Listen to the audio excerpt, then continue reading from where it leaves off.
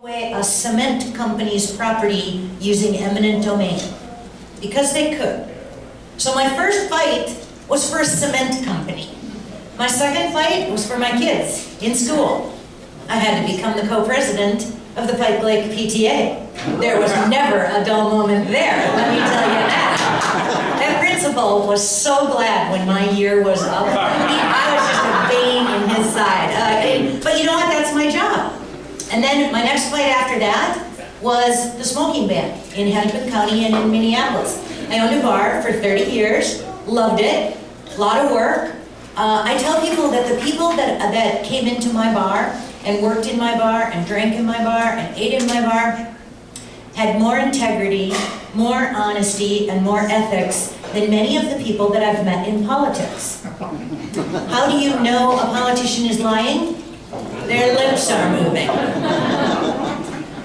Then came 2006, and I'd had it. I had these 3 beautiful children that I had worked so hard to raise. I sent them all, they're older now, I sent them all off to college. They came back just as conservative as when I sent them off. Love that. My oldest daughter is getting married next October. Her fiance, awesome conservative. They know better than to bring a Democrat home. I will never, ever, ever vote for a Democrat again. Ever, ever. They lied to me. The Republicans lied to me too. So in 2006, I decided somebody has to run against Tim Pawlenty. They have to, because we deserve better. Our state was going to hell in a handbasket. Okay, it cost Tim Pawlenty $350,000 to crush me like a bug in that primary, but I hold my head high. You know what? Because someone had to stand up. The things that I was trying to stop back then, whether it was environmental rules, whether it was regulations, whether it was the size, the scope, the expense of government, whether it was government intrusion, whether it was light rail transit, whether you name it. They're all things we're fighting about now. The same things. And this guy tried to tell us he was a conservative and he was looking out for us. No, he wasn't. We deserve better and we have to demand better. Want to know one of my favorite stories? Okay, so after he crushed me like a bug, I got to go over to the governor's mansion and have lunch. Awesome. They got their own personal chef over there and everything. Best meal I've ever had. And it was just Tim Pawlenty and I. And by the way, when I told him, you know, Tim, nobody burns food for fuel. It was like this light bulb went off in his head, but he still passed more renewable energy standards, which is why our energy costs are 30% higher. But as I was driving into the governor's mansion, you have to have, the gate opens up and there's a highway patrol guy there who checks your ID to make sure you're who you say you are. And you get checked and then you go in. So I pull up, the state patrol guy, I've got my driver's license hanging out my window, you know, and he goes, "I know who you are, Sue. I voted for you."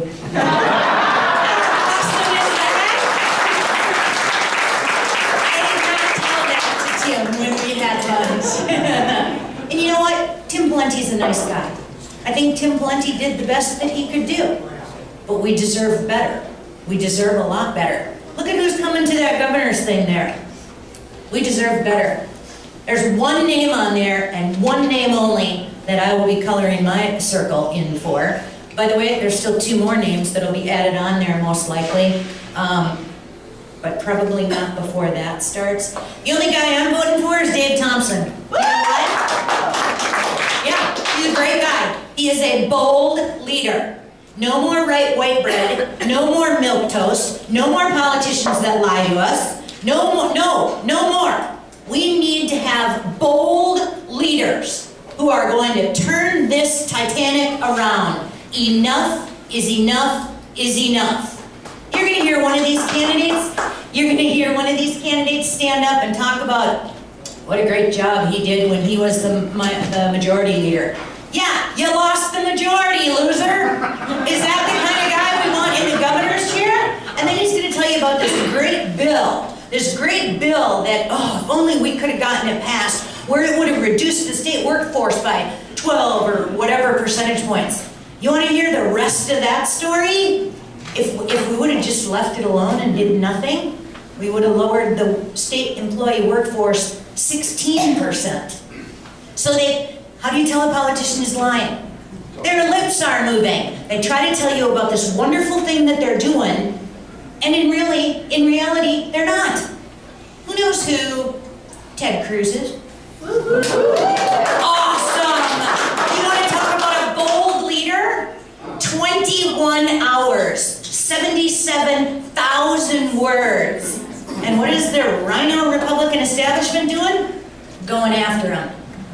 He took the fight. He took the fight. Think back to 2008, 2009, 2010. All of our Republican leaders told us they were going to fight for us. They were going to fight so hard for us. They were going to get rid of Obamacare. It was going to be gone. They were going to repeal it. They were going to stop it. They were going to defund it. They were going to do everything for it. What are they doing for us now? Nothing. Bold leadership. Bold leadership is the only thing that is going to save us. The only thing. Every place that I go, I try to take advantage of what I call teachable moments. So, I'm at Papa Murphy's, picking up a pizza with my son. We're waiting for our pizza, and we see liter bottles of Dr. Pepper. I love Dr. Pepper. And we don't drink pop at our house. So, sometimes you just gotta have pop. And they had Dr. Pepper for $1. I'm like, oh, let's get some. So, I pick up the liter, bring it up to the kid making our pizza. I go, you know, if we lived in New York, the mayor wouldn't let you sell this. And the kid looks at me and he goes, that nanny state. 16-year-old kid. 16-year-old kid. And the other two, 16-year-old, okay, they looked about 12, really. But that's because I'm getting a little older, I think. The other two go, nanny state, what's that? He goes, let me tell you about this. How much better is it for him to tell those two than for me to tell those two? Awesome, isn't it? Our kids and our grandkids are getting their news from Jon Stewart. Does everyone know who Kim Kardashian is? Of course we do. I never want to hear about her again. Do you know who Yvonne Solon-Pretner is? Oh, she's our lieutenant governor. We should all know who she is. Wait a minute, you guys aren't getting your news from Jon Stewart, are you? Okay, just checking. But that's the world that we live in. And how uninformed people are, and there's always a chance to teach them something. So I'm at Cub, and I was having a party, and I had a huge grocery cart, and the New Brighton chief of police, or chief of public safety, comes in, and he just has 2 bags of candy. And I say, oh, Paul, go on, you can go in front of me. I got this giant cart. And he goes, oh, no, Sue. I go, are you nuts? I have this giant cart. You have 2 bags of candy. Go. He's like, oh, thank you so much.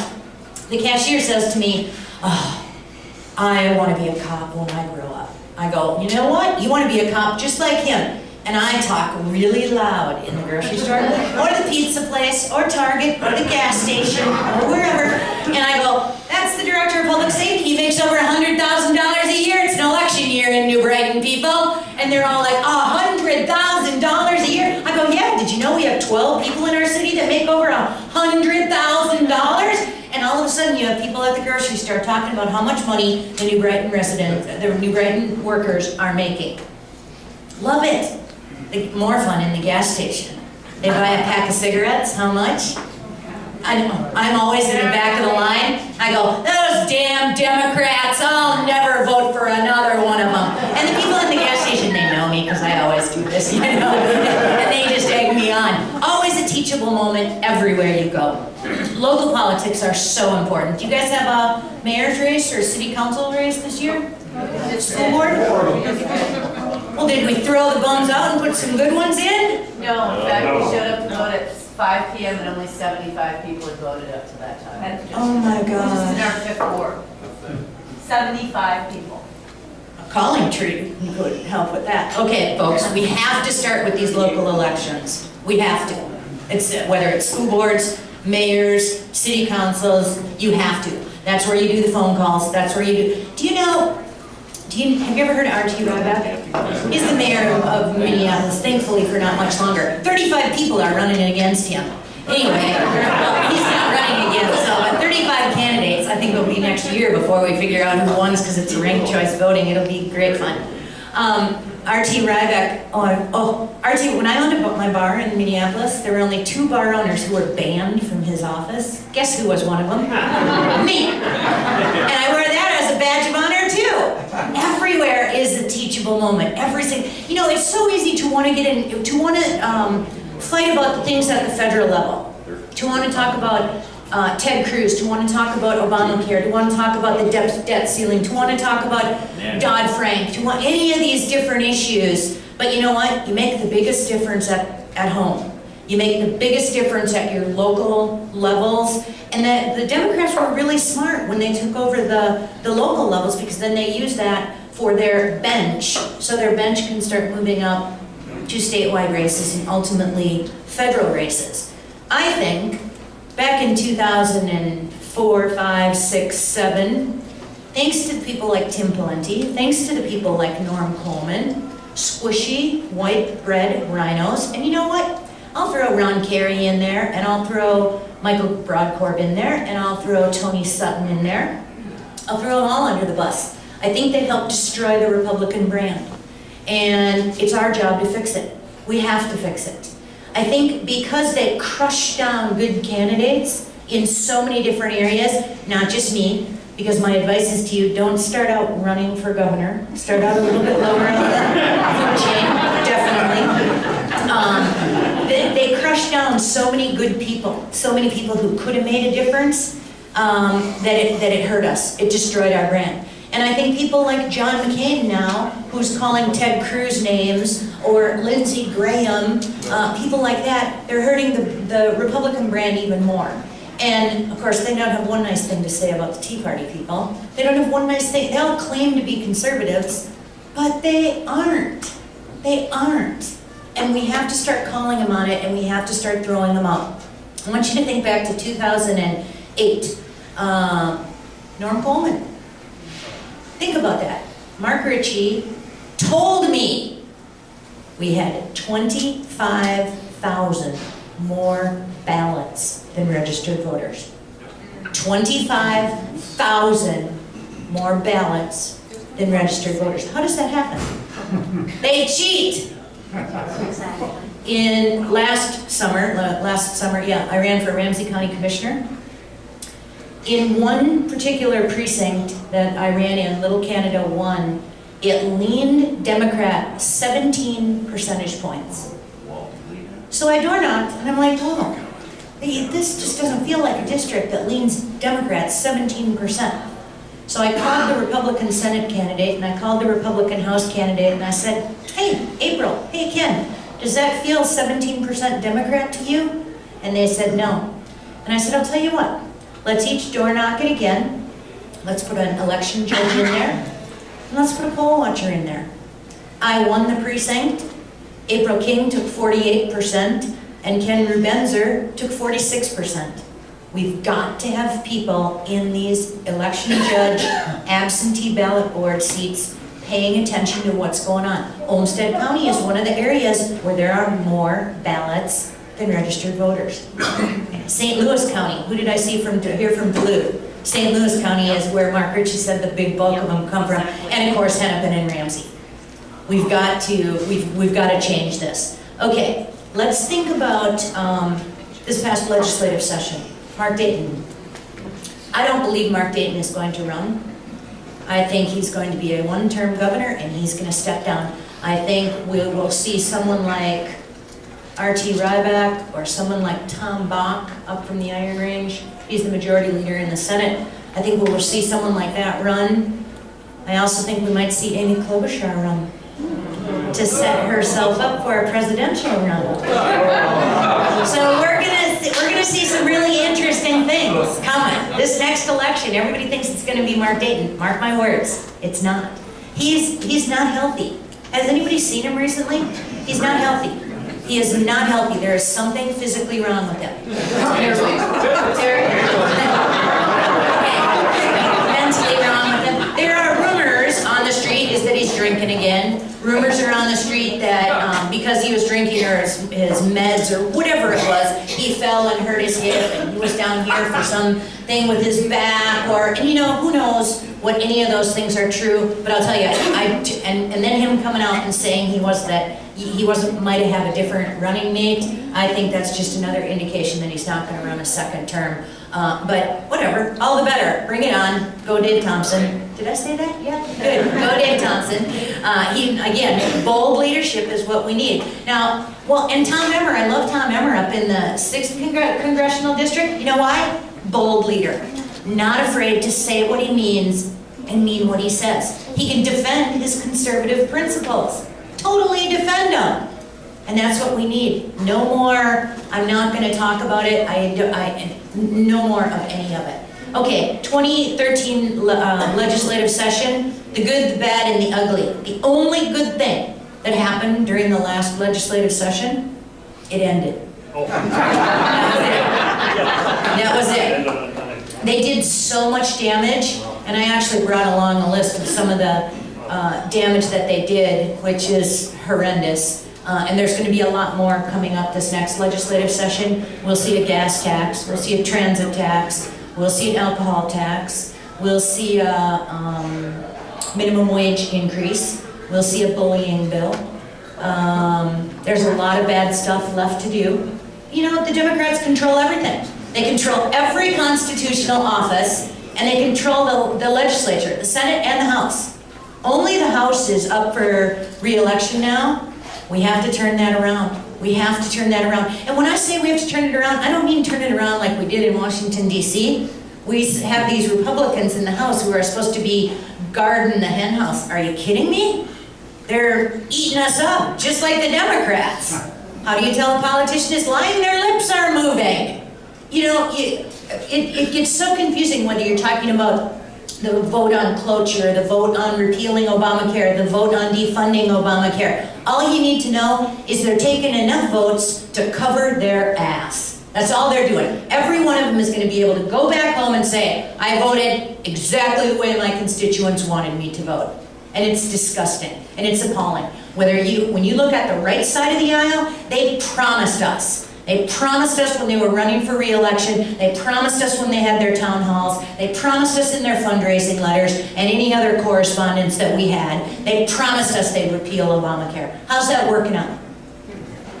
They're making fun of the one guy who stood up for 21 hours telling us all the things that's wrong with Obamacare. Do you remember when Obamacare was passed? Straight party line vote. Not one Republican voted for it. They used on Christmas Eve, they used Merry Christmas, huh? They used every trick and every procedural maneuver, every promise or buyout that they could use to get that through. The Democrats know it's not going to work. If there isn't a hill to die on, it'd have to be Obamacare. It would have to be. It's everything we on the right side of the aisle hate about government. Government intrusion, government scope, government expense, you name it. It's everything. But where are our bold leaders? Oh, let's see, John McCain was trying to get Ted Cruz off that floor, wasn't he? Yeah, he was. It's crazy. It's absolutely crazy. I'll tell you about a few of the other things that happened this past legislative session. Mark Dayton has called next legislative session the unsession. Now, when they had the special session, they should have fixed all the mistakes that they made the last legislative session. They didn't. So they will have to address some of these mistakes. Of course, they will make some more mistakes. I want to call this next legislative session the undo legislative session, because it's time to undo most of the changes that they made. It's crazy. It's absolutely crazy. The 2013, we saw, they raised taxes $2.1 billion. They raised fees another $600 million. They gave education over $1 billion. They promised with pre-K and all the extra funding, $500 million for K through 12, that all of our kids would graduate. But they reduced the grad standards, and they reduced the basic skills test. And most important, tell all your friends and neighbors, They never paid back the school shift. That's right. Never. What was the number one campaign promise? What was the number one attack on Republicans? They didn't pay back the school shift. Well, neither did the Democrats. And now, because of all the taxes that the Democrats raised, the revenue projections are coming in short. What are we, almost $50 million short already? Yeah. So the education also saw the DREAM Act. They also saw this really neat little scam where they gave higher education $300 million and they promised to freeze tuition for incoming freshmen. You know what the dirty little secret there is? They raised tuition for everyone else, including law students. They raised the cost of their fees. They raised the cost of housing, and they raised the cost on the graduate students. And so they froze the tuition rates for 2 years. They did nothing to rein in spending. Nothing. And but hey, everybody's gonna get a diploma. Everybody's gonna graduate. Awesome. And we have the DREAM Act too. So illegal aliens can go to college and pay in-state tuition as well. It's crazy. The cigarette tax was probably one of the biggest complaints. And everybody says, oh, Sue, I don't care if they tax the smokers. I don't smoke. Yes, you do care. You do care. You care about every tax they increase. And why? Because the money that smoker is paying to the government, who will throw down the rat hole on God knows whatever else they want to spend it on, it's money they're not going to spend in your hardware store, or your flower shop, or saving for retirement, or going to get education, or putting a roof over your head, or buying food. No, it's our money, and we deserve to keep it. So this year, when you see the gas tax, when you see the minimum wage increase, when you see the alcohol tax, when you see the transit tax, oh, you guys are going to get so screwed down here. Oh my gosh. That Destination Medical Center? Okay, we know governments should not be building stadiums. We know that. Destination Medical Center is the second generation of building stadiums. Only Rochester was the big winner. They carved out a special little definition for the Mayo Clinic, saying that it had to be a business over 30,000 employees. Who's the only business that has over 30? That'd be the Mayo Clinic. But don't worry, because you know what? Some other hospital's going to come along. It'll be Hennepin County Medical Center, it'll be St. Luke's up in Duluth, or it'll be, I don't care, pick any one of them. And they'll just adjust that number, and we'll be doing this for a whole bunch of cities. And I heard your city council was going to lower your property taxes. You're not following that, are you? Because remember, your taxes are the city, the school, and the county. And you might see one of them lower it, but no, they're going to keep going up, and they're going to go up and up and up. And then on top of that, you guys got a new sales tax, didn't you? 1% on everything you buy. So who's going shopping for the big stuff outside Olmsted County? Yeah, of course you are. Why would you spend money in Olmsted County if you didn't have to? Non-taxable items is one thing. I go to Anoka County. I saved almost $1,000 one year by buying my big stuff in Anoka County versus Ramsey County. I gotta buy a car. Why would I want to buy it in Ramsey County or Olmsted? Think about it. It's crazy. You guys, the Destination Medical Center should really trouble you. The first version of the bill appoints this board. Mayor R.T. Ryback from Minneapolis is on that board too. So are a bunch of other interesting people. By the way, I not only applied to be on the board for the Mayo Clinic group, I also applied for the MNsure board, and I applied for a Met Council opening, and it was right after that I got the audit letter from the Department of Revenue. And funny, Mark Dayton hasn't called me yet to tell me that he picked me for any of these things. But I hope you go back and read the first bill that was put together for Destination Medical Center. It said that your tax dollars could be used for eminent domain. So if you have property in Olmsted County and they want it, they can just take your land. They can just take it, just because they want to and because they can. It's crazy. They can use your money to build parks. They can use your money to build a train. They can use your money to build a waterfall. That was actually in the language. They can use your money to build a 4-star hotel, a 4-star restaurant. They can use your money for anything they want. And that board decides, not you guys. It's not the way it should be. You talk about the size, scope, and expense of government, it's crazy. It's out of control. And I don't know how you guys stop that, but you're getting a train. On top of that, a train. I know you're gonna get a train. In fact, you guys are one of the big recipients of it. And here's the thing. Do you know how much it costs to operate the Hiawatha line? $20 million a year. So not only do we have to pay off building the damn train, but we have to pay $20 million a year operating it. And by the way, that Hiawatha line has killed more people than secondhand smoke. Yes, it has. Five. Your train though, when you have your operating costs for your train, that's money that won't be spent on public safety. It won't be spent on the things that government is supposed to do, a real safety net for people who need it. You guys, you gotta do something. And you know what the key is for you guys? It's the mayor of Rochester. So somebody better start doing what you need to do to get to be the mayor of Rochester. Oh, don't laugh, I mean it. It's our only hope. Well, or you could elect Dave Thompson.